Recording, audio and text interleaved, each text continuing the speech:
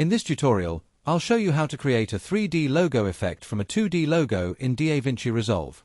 We have a 2D logo image. Go to the Fusion page and press Shift plus space. Add an image plane 3D, a duplicate 3D, a transform 3D, and finally a render 3D node. Once you've added the nodes, connect them together and select the transform 3D. Turn it on at the bottom, then head over to the inspector panel. Use the rotation Y control to spin the image. Then switch to the duplicate 3D node, set the copies to 30, and adjust the translation Z to about 0.002.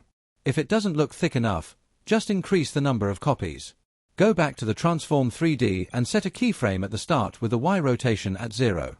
Then move to the end, add another keyframe, and set the Y value to 360. And just like that, the animation is complete.